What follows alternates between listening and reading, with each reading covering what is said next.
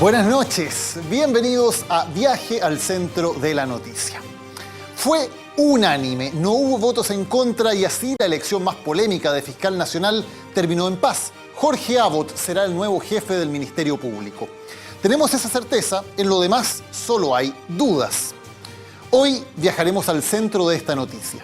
El incierto futuro de las investigaciones por platas políticas. Las cartas para reemplazar al fiscal nacional en una causa que Abbott no tomará personalmente, los compromisos políticos que marcaron el proceso, los desafíos de una reforma que avanza entre elogios y críticas y el debate sobre la eficiencia de la Fiscalía para perseguir el delito. El viaje comienza ahora.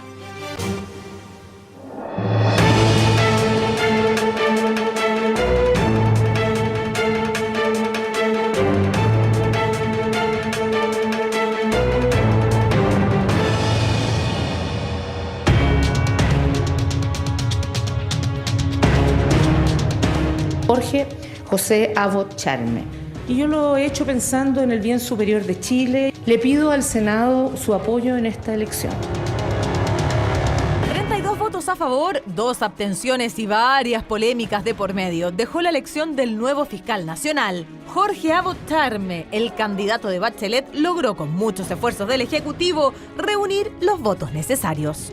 Las infinitas gracias al Senado que de manera unánime hoy día ha apoyado la designación de Jorge Abbott como próximo fiscal nacional.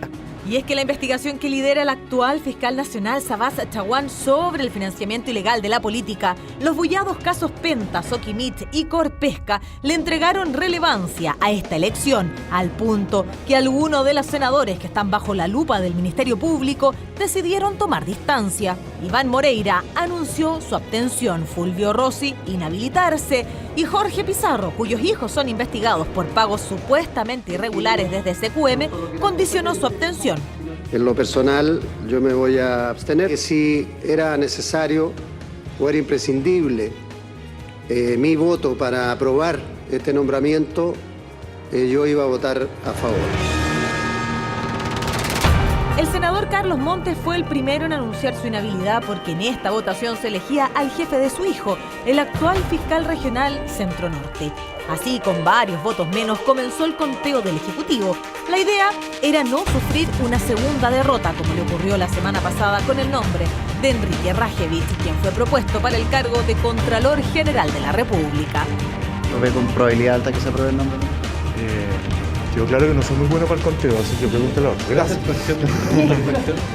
No solo eso, la ratificación del fiscal nacional también dejó entrever diferencias entre senadores de la nueva mayoría y el propio Ejecutivo. Parlamentarios del PPD criticaron la propuesta de Bachelet, aunque esto no se tradujo en votos de rechazo.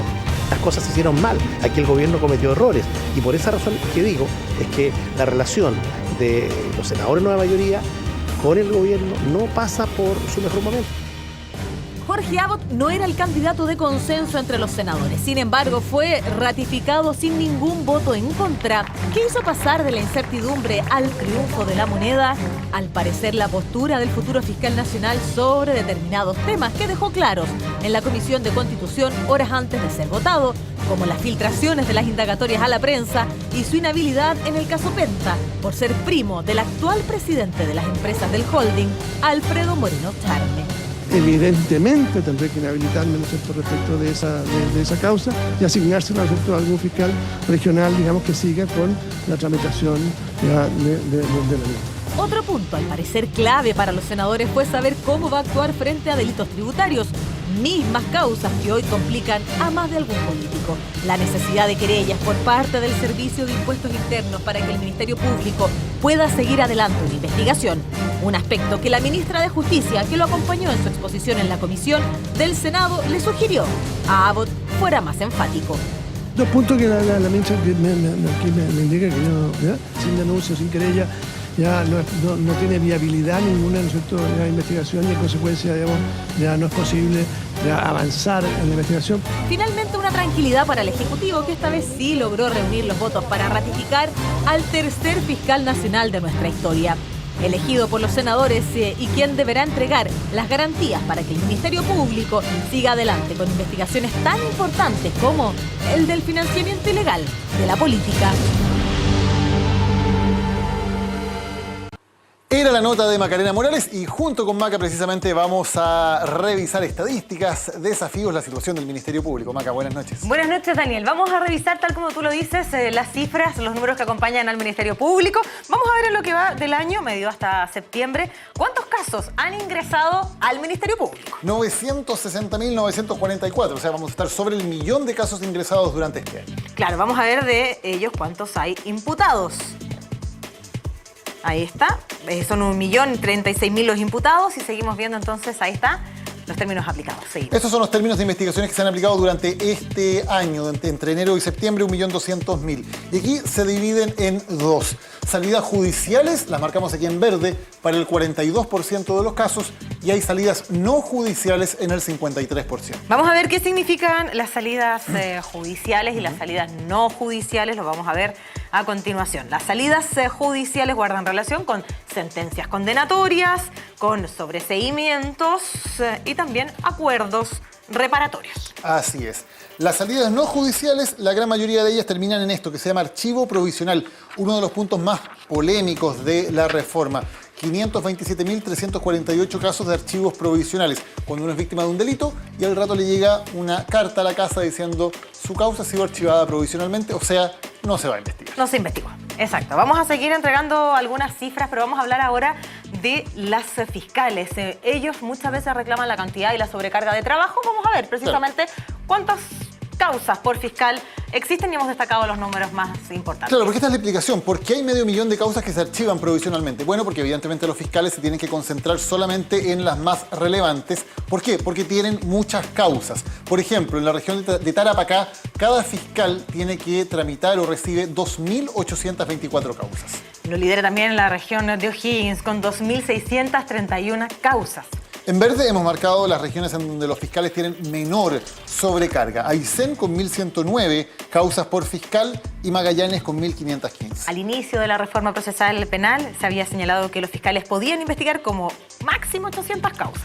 Luego se habló de 1.000 y bueno, ustedes ven las cifras. En la región metropolitana, 1.902 causas por fiscal. Uno de los puntos fundamentales que tiene que enfrentar el nuevo fiscal nacional, cómo hacer una situación que permita desatochar la carga de trabajo tan alta que tienen los fiscales. Vamos a ver y conocer un poco de la historia de la Fiscalía, una historia reciente del Ministerio Público porque recién va a asumir el tercer fiscal nacional. Claro, el primero fue Guillermo Piedrabuena. Asume el año 1999 al aprobarse la reforma procesal penal con el tremendo desafío de echar a andar este nuevo sistema. También tuvo que enfrentar casos emblemáticos, como fue en el año 2003 la investigación que revela precisamente la situación de abusos del DC Jorge Lavandero. El senador DC Jorge Lavandero, la primera causa de gran relevancia pública, de gran connotación pública investigada por la Fiscalía, se designa a Javier Armendáriz como investigador y hay una polémica muy importante en este caso que por primera vez pone el tema de las relaciones entre fiscales y políticos, porque el 2004, en plena investigación, el fiscal nacional se reúne en secreto con el investigado senador Lavandero. Dijo Piedrabuena en ese momento que le pareció perfectamente lógico recibirlo. Esto, por supuesto, generó muchísimas críticas ante esta importante reunión. Además, unos días después se sometió a sumario a 5 fiscales de la región de la Araucanía por negligencia y omisión de información, en este caso, entre ellos la entonces fiscal jefa de la Araucanía, Esmirna Vidal. Finalmente, Lavandero fue condenado a 5 años de cárcel por abusos sexuales reiterados contra 4 menores y cumplió su condena desde julio de 2005 a mayo de 2008 en la cárcel. Seguimos avanzando en la historia de la Fiscalía, la historia del Ministerio Público, porque luego viene la elección de Sabas Chaguán. Asume el 2007, sucede a Piedrabuena, es ratificado en el Senado por 30 votos a favor, 5 en contra y una abstención. ¿Quiénes votaron en contra? Vamos a ver de inmediato. Los votos en contra, Alejandro Navarro, Ricardo Núñez, Mariano Ruiz Esquide, Jorge Pizarro y Jaime Naranjo. Y Soledad Alvear, que fue una de las arquitectas de la reforma procesal penal, se abstuvo en esa ocasión. Controversias que tuvo Sabas Chaguán, varias. Por ejemplo, en mayo de 2010 se reunió en privado con Eleodoro Mate, cabeza de ese grupo económico, uno de los empresarios más importantes de Chile. ¿Por qué? Mate le pidió una reunión para hablar del caso del sacerdote Fernando Karadima. Karadima muy cercano a Mate y especialmente a su esposa. Mate le pide una reunión al fiscal nacional y el fiscal nacional accede a reunirse con él para conversar sobre el caso de Karadima. Que dijo el fiscal nacional es que se reunieron el tiempo que dura un café y en esa oportunidad precisamente hablaron del llamado caso Karadima. Según la versión que dio Chaguán, Mate le pidió que quería una investigación rápida. Nos tomamos un café y no hablamos más. ¿Cuánto dura una conversación en un café? Depende. Depende. ¿Qué tan caliente está el café? ¿Qué Claro. se enfríe? ¿Si viene con galletitas? Claro, En claro. fin. Aparte que el tamaño del expreso, ¿ah?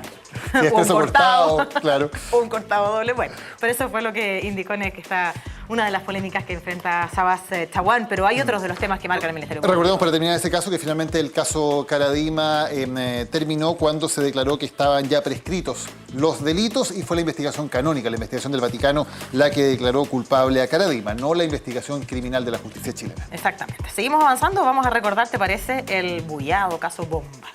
Así es. En el caso Bombas hubo críticas de parte del gobierno del entonces presidente Piñera y del ministro del Interior, Rodrigo Ginspeter, a una investigación que no terminaba en arrestos. Sabás Chaguán accedió a cambiar al fiscal a cargo de la causa y finalmente, ante las presiones del gobierno, nombró al fiscal Alejandro Peña. Peña cambió completamente el ritmo de la investigación, apresó, acusó y llevó a juicio a 19 personas por asociación ilícita terrorista. Sin embargo, recordemos que el caso Bombas se cayó. El Ministerio Público no logró acreditar los delitos. De las personas, 13 fueron sobreseídas en un juicio abreviado y 6 absueltos después de un juicio oral, probablemente el mayor fracaso que haya tenido la Fiscalía en toda su historia. ¿Qué decía el fiscal nacional respecto a este caso? Lo revisamos. Aquí hay un fracaso, no solamente de la Fiscalía, un fracaso de los organismos de persecución criminal, porque la Fiscalía, los fiscales dirigieron la diligencia, algunos la hicieron en persona, pero hay un trabajo policial de ambas policías que no logró acreditar en su momento la autoría de estos atentados. El ministro Ginspeter se involucró personalmente en este caso y así reaccionaba ante el fracaso de la investigación llevada adelante por el fiscal Peña. Una vez que los fallos son dictados, toca acatarlos.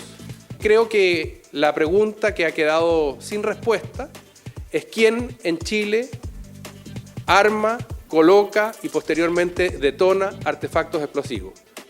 Este caso también dio lugar a una anécdota bastante recordable, ¿no? Vamos a recordar la anécdota precisamente de Ginspeter con Sabás Chaguán, porque esto era una cena con los periodistas de camaradería, cuando finalmente el propio exministro del Interior le dedica una canción. Fue en diciembre de 2011, había un momento de gran tensión entre Interior y la Fiscalía Nacional. Se responsabilizaba al Ministerio Público de no estar alineado con el gobierno en la lucha contra la delincuencia y esa misma mañana Chaguán no había asistido a la cumbre de seguridad pública convocada por Ginspeter, lo que había dado lugar a un cruce de declaraciones. Ambiente festivo, tampoco nadie se dio cuenta que estaban grabando y Ginspeter le dedicó una canción en el karaoke a Sabás Chaguán. Linda canción, pues.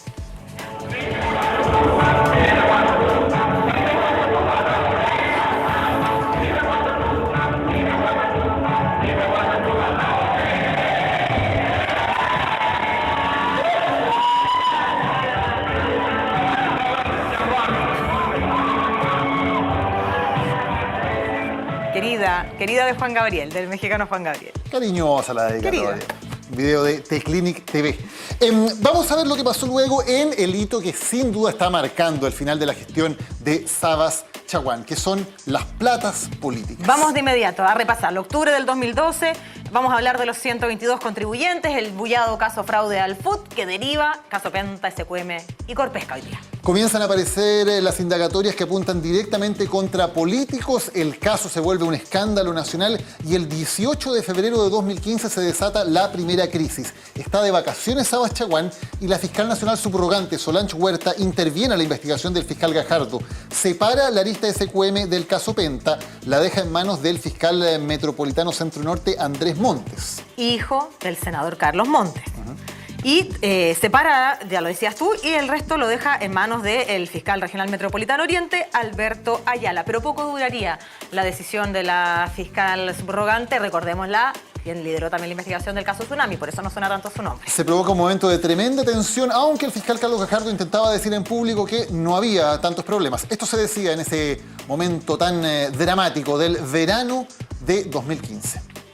Que el fiscal que está a cargo de esa investigación es el fiscal regional Alberto Ayala, como ha sido desde un comienzo, y que el grupo de fiscales que lo apoyan en esa investigación son los fiscales de alta complejidad. Aclarar que acá no hay nada que pueda considerarse o que yo pueda considerar personalmente que desde la Fiscalía Nacional se me esté quitando el piso en estas investigaciones o que haya habido un golpe blanco, como se ha denominado en alguna publicación. Se provoca una situación muy tensa, rumores de renuncia del equipo investigativo. Sabas Chaguán vuelve de sus vacaciones y decide tomar una medida inédita. Por primera vez, un fiscal nacional toma personalmente la dirección de la investigación de una causa. Exacto, y con esa medida le devuelve el piso, a pesar de que Carlos Gajardo indicaba lo que ya escuchábamos, le devuelve el piso a Carlos Gajardo, quien había sido clave en esta indagatoria. Por lo tanto, le entrega su apoyo al fiscal Carlos Gajardo y se traslada de oficina a Carlos Gajardo. Se traslada a la Fiscalía Nacional. El 24 de febrero, Sabas Chaguán daba así la noticia que sin duda es la que marca su gestión al mando del Ministerio Público, por la que será recordada por esta decisión. He resuelto, en uso de las atribuciones que me confiere el artículo 18 de la Ley Orgánica Constitucional del Ministerio Público, asumir directamente como fiscal nacional la dirección de la investigación del llamado caso Penta y todas sus aristas de forma íntegra. La Fiscalía de Chile no tuvo, no tiene y no tendrá en vista consideraciones políticas al momento de tomar decisiones. Chaguán se ponía al frente de la investigación más mediática que ha enfrentado el Ministerio Público y pocas semanas después encabezaba la formalización de los controladores del Grupo Penta, Carlos Delano y Carlos Lavín, del ex subsecretario Pablo Wagner y de otras personas. Exacto, extensas jornadas de formalización. Vamos a revisar qué es lo que decía en aquel momento ya el líder de la indagatoria del caso Penta, Sabas Chaguán. Señoría, lo importante acá es la ley es igual para todos y nosotros queremos que este sistema de justicia criminal sea una red que deje de atrapar solamente mariposas y deje pasar elefantes. No queremos solamente atrapar al ratero, sino también atrapar a aquellos que se valen de una legión de testaferros. En junio llegaría la segunda gran crisis en este caso, esta vez por la arista que tiene que ver con Corpesca, cuando la defensa del senador de la UDI, Jaime Orpiz, pidió sacar al equipo de Carlos Gajardo de esta investigación. Alberto Ayala, fiscal jefe de la zona oriente, efectivamente reasignó las causas sacando a Gajardo del caso. Nuevamente rumores de renuncia, nuevamente crisis interna. Esto es lo que ocurrió. Ni siquiera se mencionó la palabra renuncia. Se lo voy a repetir. No vino a renunciar el fiscal Gajardo, me pidió la reunión ayer. Y sí, han habido filtraciones, no se la achacó a Carlos Gajardo. No se la achacó a Carlos Gajardo. Bueno, ¿cómo resuelve Sabas Chaguán esta nueva crisis? Una vez más toma una decisión importante y es que decide encabezar la indagatoria que hasta la fecha era llevada por la Fiscalía de Alta Complejidad de la Fiscalía Regional Metropolitana Oriente. Asume también entonces con el mismo equipo que trabaja con Penta y SQM y ahora Corpesca. Y luego suma Jimena Chong a cargo de ese caso Corpesca. Luego viene la formalización de los políticos el 22 de junio. El histórico dirigente de la UDI, Jovino Novoa, el exalcalde Pablo Salaquet, el diputado Felipe de Musí y el exdiputado Alberto Cardemil son formalizados en una audiencia que también genera tremenda expectación. Luego se separan los casos SQM y Penta y se suma Jimena Chong para Corpesca. Y lo que va subiendo de tono es la disputa entre la Fiscalía e impuestos internos. Así, Sabas Chaguán advierte que sin la colaboración de impuestos internos es muy difícil seguir adelante en esta causa. Hemos dicho que en ciertos casos, si no hay una querella o una denuncia, cuando son exclusivamente delitos de índole tributaria, hasta ahí se puede llegar con la investigación. Son los momentos más relevantes de la gestión de Sabas Chaguán, pero ahora hay un sucesor. Ahora Jorge Abbott tiene que asumir entonces la dirección del Ministerio Público. ¿Quién es Jorge Abbott Charme, actual director ejecutivo nacional de la Fiscalía? Entró al Ministerio Público en 2002, fue fiscal regional de Valparaíso y es considerado por muchos el delfín, el sucesor, el continuador de la misma línea de Sabas Chaguán. ¿Qué responde Abbott frente a este mote que se le ha puesto, de ser hasta cierto punto el hombre de la continuidad de Sabas Chaguán? Esta es su respuesta. Yo soy Jorge Abbott, ya una persona distinta al fiscal Chaguán. Tenemos algunos puntos de coincidencia y otros que no coincidimos en la mirada respecto del Ministerio Público. Abbott es primo de Alfredo Moreno, ex canciller y actual presidente de Empresas Penta, lo que significó que él anunciara su inhabilitación. ¿Qué dice al respecto Moreno? Lo siguiente. Sobre eso no me voy a referir. Efectivamente, es mi primo, no hay ninguna duda. Tengo la mejor opinión de él y la presidenta y el Congreso son los que tienen que tomar las decisiones. Como fiscal regional de Valparaíso, Abbott ya se topó 2 veces con investigaciones que involucraban a políticos. La primera de ellas fue la de los planes de generación de empleo. Dineros destinados a combatir la cesantía en la región de Valparaíso, desviados a campañas presidenciales y parlamentarias en 2005. El segundo caso fue el de las asignaciones parlamentarias, en que investigó el uso indebido de dineros de asignaciones parlamentarias. Investigó a 12 parlamentarios, entre ellos a Julio Ditbon de la UDI, Claudia Nogueira de la UDI, Jorge Sabaj de la DC y Maximiano Errázuriz, entonces de RN. En los casos más relevantes, se llegó a un acuerdo extrajudicial con Claudia Nogueira, se suspendió el procedimiento, ella tuvo que devolver una cantidad de dinero. Y la única condena fue contra Maximiano Errázuriz. Fue condenado a 4 años de libertad vigilada, a una multa y a la imposibilidad de por vida de volver a optar a un cargo público. En el ejercicio de su cargo de parlamentario, suscribió contratos de arrendamiento destinados a sedes distritales, contratos algunos que eran absolutamente falsos y otros, ¿no es cierto?, contratos que fueron adulterados en cuanto al monto de la renta. Estos eran los antecedentes de Jorge Abbott cuando llegó el momento de votar su nombre en el Senado. ¿Qué pasó entonces? Vamos a ver lo que pasó. Harta incertidumbre por parte del Ejecutivo, porque hasta último minuto el Ejecutivo intentaba reunir los votos para poder ratificar el nombre propuesto por la propia presidenta Michelle Bachelet. Aquí tenemos el panorama total del Senado. Hay que decir que nadie votó en contra. Nadie votó en contra, pero sí el Ejecutivo tuvo que de alguna manera contar los votos, porque había varios que habían decidido no participar de esta elección, precisamente los que estaban bajo la lupa del Ministerio Público. Claro, partiendo por alguien que no podía legalmente. Claro. Aquí está, Carlos Bianchi, lo vamos a marcar con una cruz. ¿Por qué? Porque está desaforado y por lo tanto no tenía derecho a votar en esta instancia. Otro que anunció que se iba a inhabilitar fue Fulvio Rossi, militancia suspendida del Partido Socialista además. Claro, de modo que se inhabilitó. Se abstuvo Iván Moreira de la UDI. ¿Por qué? Porque él está formalizado por esta causa. Aquí está Iván Moreira, formalizado por la investigación del caso Penta. Él dijo que, por lo tanto, se inhabilitaba de votar y se abstuvo. Sí votó, a pesar de que existía la presión, al menos por parte de la opinión pública, de saber qué iba a hacer con su votación, Ena von Baer. Públicamente señaló que no tiene ninguna inhabilidad, legalmente no la tiene, sin duda, y que ella había sido elegida por su circunscripción para poder votar, por lo tanto lo hizo, así que la vamos a dejar ahí. Hagámosle ahí.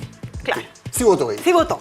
De su bancada, el que no votó fue Jaime Orpiz, imputado por delitos de lavado de activos y cohecho, que aún no declara porque está con licencia médica. Así que por esa licencia, Orpiz, ahí está. Tampoco estuvo entre quienes votaron. Un caso que también fue controvertido es el de Jorge Pizarro, vinculado al caso SQM por la investigación de las boletas de sus hijos a la empresa de Julio Ponce. ¿Qué es lo que dijo Jorge Pizarro? Condicionó su voto. Si es que la presidenta no reunía todos los votos, él podía dar su aprobación. De lo contrario, se abstenía. Por lo tanto, condicionó su voto Jorge Pizarro de la Democracia Cristiana. Aquí lo tenemos. ¿Qué hizo finalmente? No votó. Porque contó claro. Cuando anuncia RN, la UDI, que iban a entregar su voto favorable, ya se alcanzaban los 25 votos que necesitaba. No era indispensable. Y el primero que dijo que se iba a inhabilitar, aunque por una razón muy distinta, es Carlos Montes del Partido Socialista. Aquí está, él no votó. ¿Por qué no? Lo decíamos, porque su hijo Andrés Montes es fiscal regional Centro Norte. Por lo tanto, el nuevo fiscal nacional va a ser el jefe de su hijo. Por eso Montes dijo de inmediato, yo aquí, por razones familiares, me inhabilito. Claro, con mucho tiempo de antelación Carlos Montes toma esa decisión, por lo tanto alcanza todos los votos, son 30 votos a favor. Fue clave su presencia en la Comisión de Constitución del Senado para poder terminar de convencer a los senadores que al menos tenían dudas. Bueno, pero ¿qué es lo que viene ahora en la investigación de estos casos? Hay hitos marcados que vamos a revisar para los próximos días, porque estas investigaciones no se detienen. Caso SQM, vamos a partir por ahí. El 30 de octubre está vista la audiencia para la revisión de las medidas cautelares contra Giorgio Martelli. Ya ha habido 2 formalizaciones con 8 imputados en total. Martelli está con arresto domiciliario. El 30 de octubre se determinará qué pasa en ese caso. También está pendiente la declaración de Marco Enríquez Ominami. Su declaración debía producirse este jueves, 22 de octubre. Sin embargo, ha sido postergado a petición de la defensa. Seguimos viendo otros casos. El caso Cabal. Ahí está. ¿Qué ocurre en este caso que involucra a la familia de la presidenta? El día 6 de noviembre se discutirá el levantamiento del secreto del testimonio de Natalia Compañón. Caso Penta. El 18 de noviembre se formaliza a 5 empresas. Es una formalización de las personas jurídicas, algo que es una innovación en Chile, y también la audiencia para extender los plazos de investigación de este caso. Hay dudas también porque sabemos que hay conversaciones con la defensa de algunos de los imputados para ver si se puede llegar a algunas soluciones alternativas que eviten un juicio oral. Eso en el caso Penta. Seguimos revisando más sobre el caso SQM, donde el 25 de noviembre es una audiencia también para extender los plazos de investigación y para la formalización de 6 involucrados en este caso. Y finalmente en Corpesca está pendiente todavía por motivos de salud la declaración del senador de la UDI, Jaime Orpiz. Bueno, y en su exposición en la Comisión de Constitución, Jorge Abot, de ser elegido fiscal nacional, tal como ocurrió, anunció que se iba a inhabilitar en el caso Penta por este parentesco que tiene con Alfredo Moreno. ¿Quién va a seguir entonces la indagatoria cuando se vaya a Sabath Chaguán? Él dio una pista, dijo que se lo iba a encargar un fiscal regional, lo cual abre un amplio abanico de opciones para que puedan tomar esta causa. Veamos cuáles son los fiscales regionales, que al menos en teoría podrían ser los nuevos investigadores del caso Penta. Javiera López es la fiscal regional de Arica y Parinacota. Manuel Guerra es el fiscal regional de Tarapacá. Alberto Ayala, el polémico Ayala, fue trasladado a la Fiscalía Regional de Antofagasta. Parece poco probable, por cierto. Héctor Mella es el fiscal regional de Atacama. Enrique Labarca, de Coquimbo. Pablo Gómez es el fiscal regional de Valparaíso. Luis Toledo de O'Higgins, el investigador del caso Cabal, que estuvo en La Quina. Él tiene bastante carga de trabajo, ya está investigando aparte de la familia de la presidenta, así que tampoco parece muy probable. Mauricio Richards es el fiscal regional del Maule. Julio Contardo, del Biobío. Cristian Paredes, de la Araucanía. Juan Meléndez, fiscal regional de Los Ríos. Marcos Emilfor, que es el fiscal regional de Los Lagos. Pedro Salgado, fiscal regional de Aysén. Alejandra Guevara es la fiscal regional subrogante del extremo austral, Magallanes y la Antártica. Algunas de las cartas. Ahora, más probable parecería encargar a alguno de los fiscales metropolitanos la causa. Veamos también cuáles son las cartas, porque varias son muy improbables. Por ejemplo, Andrés Montes, fiscal regional metropolitano Centro Norte, pero recordemos que Montes es hijo del senador Carlos Montes y ya un intento por designarlo en febrero generó un problema mayor, así que prácticamente podríamos descartarlo. Claro, podríamos prácticamente descartarlo. Nos quedan 3. Nos quedan 3. Otra que es muy improbable, Solange Huerta, fiscal regional metropolitano Occidente, que fue precisamente quien intentó intervenir esta investigación en febrero, lo que también causó bastante polémica. Tal como ya se los explicábamos. Improbable también. Raúl Guzmán, él era uno de los que estaba en La Quina, es el fiscal regional metropolitano sur. Exacto, una de La Quina para suceder a Sabath Chaguán, no fue elegido, es una de las cartas. Podría ser, lo vamos a dejar por ahí. Y el que le debería tocar por ser fiscal regional metropolitano Oriente, donde se han cometido muchos de los delitos.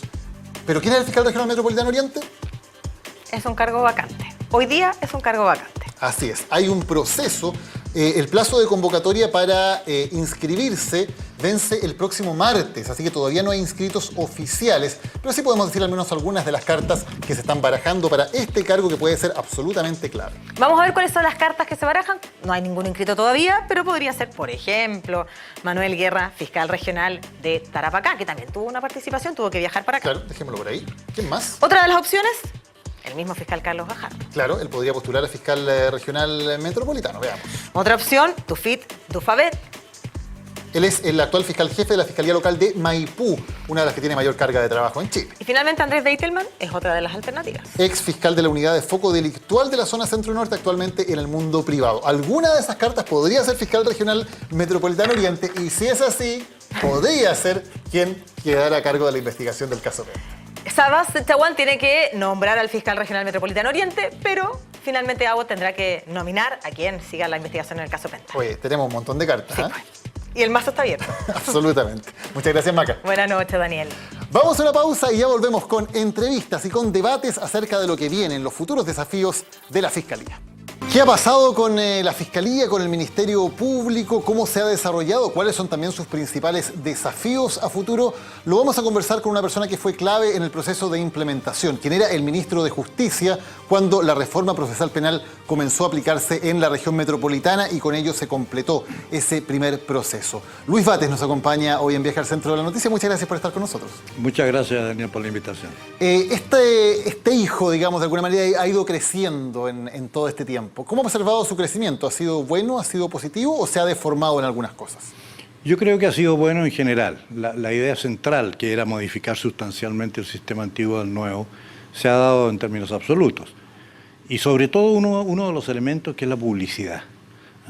Y en ese sentido, hoy día, cualquier ciudadano puede ir a ver cómo se hace la justicia, ¿no es cierto?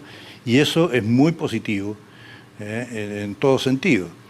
Y la publicidad y la transparencia, la inmediación, la cercanía del juez, digamos, con las partes intervinientes, debería ser, y en eso sí que falta, una muy buena fuente de educación cívica a la ciudadanía. Sin embargo, en los últimos meses hemos escuchado a gente hablar de los reality show, por ejemplo, de las formalizaciones, o de que hay una especie de prejuzgamiento por el hecho de que esto se haga de manera tan pública, tan transparente. Pero eso lo dicen generalmente los afectados con los procesos y especialmente en el último tiempo con las causas de tipo político. Porque naturalmente las causas de tipo político tienen una visibilidad por razones obvias mucho mayor y en consecuencia las críticas que se hacen al sistema emanan mucho de ese aspecto político y yo creo que eso, digamos, afecta la credibilidad del sistema finalmente.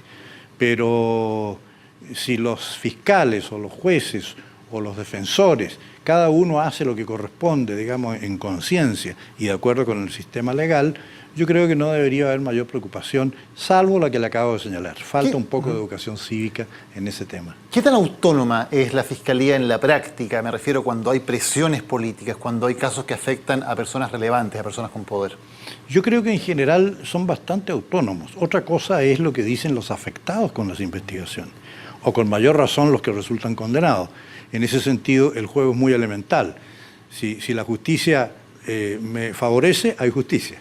Y si la justicia me condena, quiere decir que no hay justicia. Y en eso los abogados también hacen su aporte, cada uno desde el punto de vista que representa. ¿Pero hay autonomía?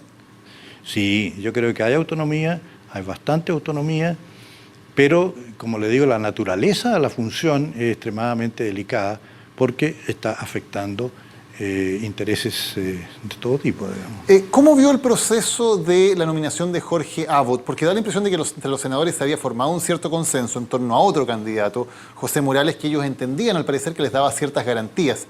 La presidenta Bachelet, sin embargo, decidió un nombre distinto. ¿Fue bueno o fue malo para el sistema lo que pasó en esta designación? Yo creo que el sistema funcionó muy bien.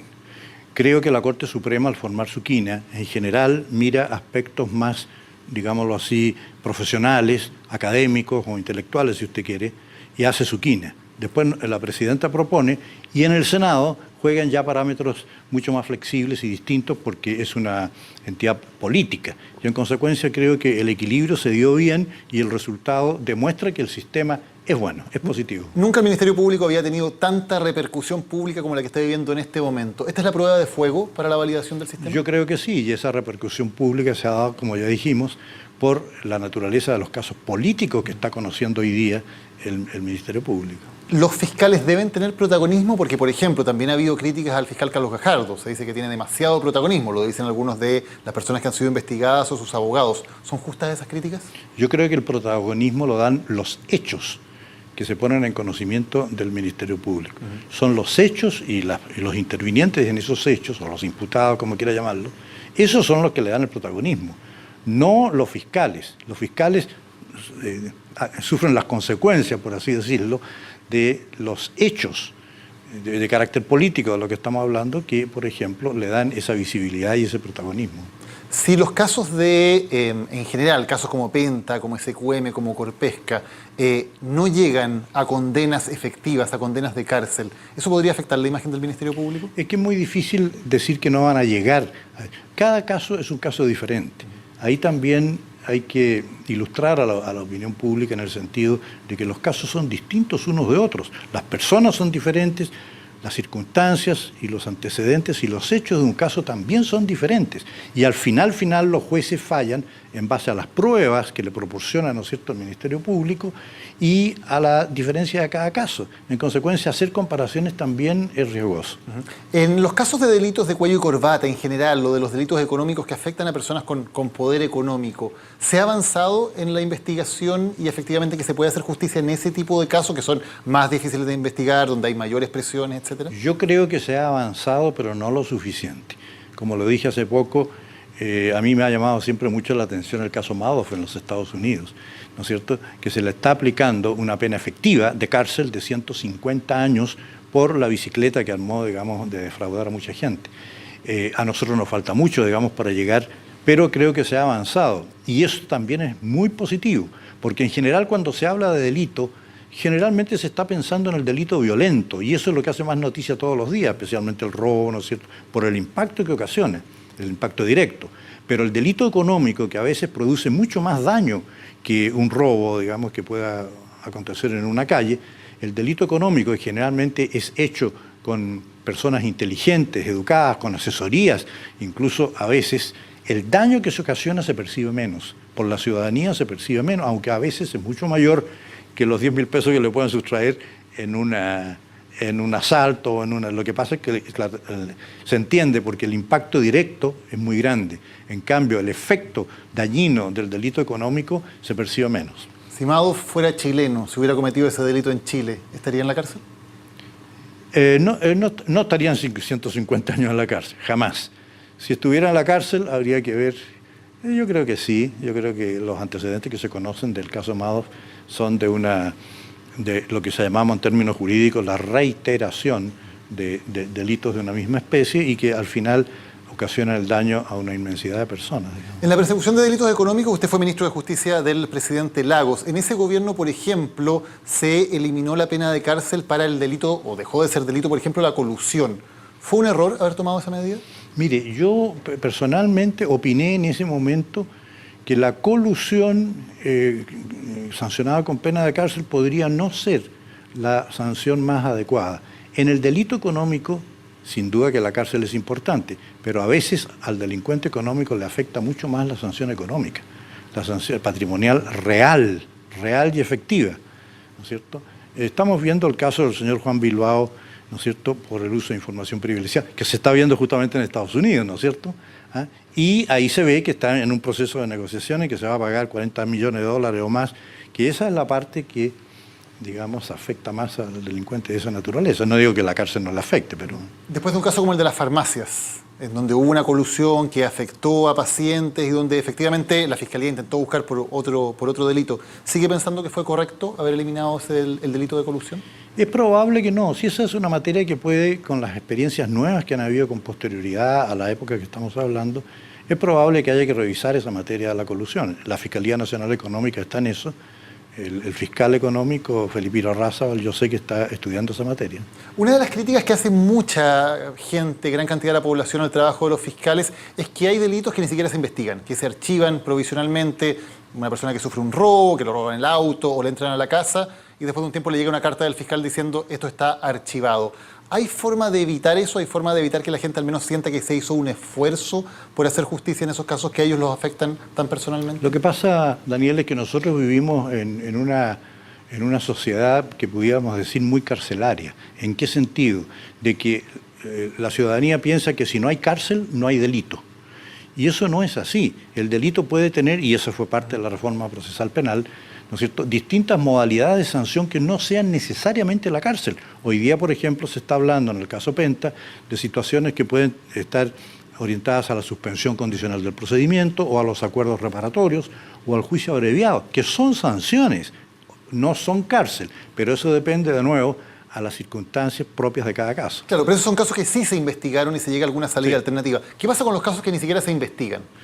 En el sistema antiguo, Daniel, más o menos estaba estudiado que el 60 o 70% de los casos, después de todo un proceso, terminaban por sobreseimiento temporal, es decir, se archivaban. Lo que pasa es que había una apariencia de investigación y la gente quedaba tranquila porque se había investigado, aunque terminara en sobreseimiento temporal. Ahora esto se hace antes, es decir, cuando se trata de casos de poca significación, digamos, se archivan y se evita el costo público que significa estar para llegar después de mucho tiempo de investigación al mismo resultado. Claro. Ahora, poca significación, claro, desde el punto de vista del Estado, pero para la persona que fue víctima de ese delito hay una sensación de impotencia o de injusticia cuando su caso no se investiga. Sin duda, pero eso depende también de la naturaleza y la entidad del delito. Si a usted le sustraen una billetera en el estadio, por ejemplo, ¿no es cierto?, y usted hace una denuncia, es lo más probable que esa causa se vaya a archivar porque posibilidades de determinar el delito y sobre todo quiénes fueron los partícipes en el ejemplo que le estoy proponiendo, probablemente no se va a llegar a ninguna parte y se prefiere archivar. Y la sobrecarga de trabajo que tiene el Ministerio Público es muy grande y necesariamente tiene que estar haciendo un mínimo de selección. Luis Bates, muchas gracias por habernos acompañado hoy. Gracias a usted por... Nosotros vamos a una pausa y ya volvemos con más. Esto es Viaje al Centro de la Noticia en CNN Chile. Ya estamos de vuelta en Viaje al Centro de la Noticia para conversar, para debatir sobre lo que viene para la Fiscalía Nacional. Para ello nos acompañan dos expertos, María Elena Santibáñez, profesora de Derecho Penal de la Universidad Católica, y Mauricio Duche, profesor de la Universidad Diego Portales. Muchas gracias a ambos por acompañarnos. Gracias por la invitación. En primer lugar, ¿cuál debería ser el desafío número uno, lo más importante que hay que afrontar con urgencia en el Ministerio Público? A ver, como primer desafío, la verdad es que yo creo que hay varios cambios que debiesen producirse, que está esperando todo el mundo, y me parece que un tema que es bastante polémico hoy día es el tema del clima laboral que existe al interior de la institución. Me parece que eso es un tema que debe enfrentarse cambiando ciertas políticas, estableciendo una renovación tal vez de las personas que están dentro de la misma institución. Creo que la ley de fortalecimiento en todo caso va a ayudar bastante a mejorar este clima, pero me parece que es una cuestión que ya es post populi, que efectivamente en la mayoría de las fiscalías hay un clima interno bastante conflictuado y mucha rivalidad entre las distintas fiscalías además. Yo diría en lo externo, para complementar, dos desafíos. El primero tiene que ver con un mucho mayor compromiso y resultados del Ministerio Público en persecución penal de ciertos delitos con alto impacto en materia de seguridad ciudadana. Hoy día me parece que la situación del Ministerio Público en términos de opinión pública es crítica. La encuesta, por ejemplo, el CEP demuestra que el 11% de las personas tiene credibilidad con el Ministerio Público y en una parte muy significativa es por la percepción que tienen del compromiso del Ministerio Público en materia de respuesta en seguridad ciudadana. El desafío que es complejo porque tiene que ser súper acotado, en mi opinión no puede ser una oferta al voleo y universal de persecución de todos los delitos, sino que en ciertas categorías. Y segundo desafío externo es el tema de la transparencia y autonomía en la persecución penal de los delitos políticamente complejos. Me parece que hoy día está en el centro del debate y va a ser muy importante que el Ministerio Público se maneje bien en esa área. Vamos de inmediato al tema de los delitos políticamente complejos, pero antes me quiero quedar con lo de la persecución de los delitos comunes, por llamarlos de alguna manera. ¿Archiva demasiadas causas la Fiscalía? ¿Debería tener capacidad para investigar más causas? Bueno, mira, cuando comenzó la reforma, lo cierto es que los porcentajes de archivo provisional eran bastante más elevados que los que hay hoy día. Se hablaba de un 56% de archivo, que se ha bajado y hoy día está alrededor de entre el 44 y 46%, pero la verdad es que uno siente también que muchas estadísticas que se dan por parte del Ministerio Público no tienen la transparencia suficiente para que toda la ciudadanía pueda comprender bien qué es lo que nos está diciendo la Fiscalía con esas estadísticas. Creo que efectivamente hay una deuda con los delitos contra la propiedad y eso todo el mundo lo sabe, principalmente en aquellos delitos, no los delitos de hurto, en que hoy día han aparecido querellantes como Alto, querellantes institucionales que permiten justamente que esos delitos no se archiven ni se aplique oportunidad, sino que en delitos que afectan al común de las personas como robos en la casa, el robo de vehículos, por ejemplo. Me parece que esa es una deuda que mantiene el Ministerio Público y que supone una mayor eficacia en la persecución de los delitos y también en la capacitación y la complementación con las policías. Porque la verdad es que uno resulta un poquito frustrante para la persona ver que hace la denuncia y al poco rato le llega, ¿cierto?, la carta de que no tiene capacidad investigativa, pese a que ha dado antecedentes que podrían significar efectivamente una persecución penal eficiente. Esa, la que menciona María Elena, es una queja muy común de la gente, que dice, hicimos la denuncia, hay un delito y nos dicen, sencillamente llega una carta de que no se va a investigar. ¿Hay formas de evitar que eso ocurra? ¿Qué falta? ¿Faltan recursos, faltan materiales o falta gestión? A ver, yo diría que hay dos cuestiones ahí que se podrían trabajar. Uno es el tema de las expectativas de la víctima y la información y tratamiento que recibe la víctima parte del sistema. Yo creo que esto es otro de los temas. El mismo Jorge Abot lo ha planteado como un debe, el mejorar sustantivamente la relación con las víctimas. Pero por otra parte, yo creo que la gente, y esto hay que ser claro, yo creo que el Ministerio Público tiene algunos debes en la persecución de ciertos delitos focalizados donde lo podríamos hacer mucho mejor, delitos sin imputado conocido, contra propiedad violentos, pero eso no va a alterar sustancialmente la gran cifra de archivos provisionales. Tal como en ningún país del mundo, la cifra equivalente a archivos provisionales es sustancialmente inferior a la chilena. Esto es así, los sistemas de justicia criminal tienen problemas estructurales para poder esclarecer y sancionar todos los delitos, pero lo importante es que en ese escenario nos focalicemos recursos en áreas donde sí podríamos hacerlo mejor, y yo diría que este es el punto para Chile. O sea, hay algunas áreas donde tal vez no hemos dejado estar. ¿Cuáles, por ejemplo? Por esto, por ejemplo, los delitos violentos cometidos por bandas. Cuando tú investigas un fenómeno criminal no como un delito, sino como un problema complejo de una banda y puedes ir vinculando información, es probable que puedas desarticular con una actividad de inteligencia policial de mejor calidad, con una buena supervisión del Ministerio Público, puedas desarticular un número de bandas en un cierto tiempo que significan una gran cantidad de delitos, aun cuando el delito, por así decirlo, oportunista del día a día, va a ser igual muy difícil esclarecerlo. Pero entonces tenemos que tocar ese tipo de cosas. Por ejemplo, los portonazos. Por ejemplo, los robos violentos en domicilio. Por ejemplo, atacar muy fuertemente el mercado de armas. Estas son cuestiones donde podemos mejorar. Ahora, esas mejoras no van a cambiar las cifras radicalmente. ¿Te fijas tú? Pero sí la percepción, sí probablemente los niveles de violencia. Sí, lo que pasa es que también, complementando lo que dice Mauricio, la ley de fortalecimiento ahora establece esta creación de unidades especiales de análisis criminal, ¿cierto? Y de focos investigativos que debiesen llevar a una mejora precisamente en esos delitos. Y ahí yo creo que sí, el desafío es que el proyecto de fortalecimiento efectivamente se implemente para esta función, porque probablemente desde el interior de la propia Fiscalía hay mucha presión por la carga de trabajo que tienen los fiscales y los funcionarios de que estos recursos un poco les permitan aliviar la carga de trabajo.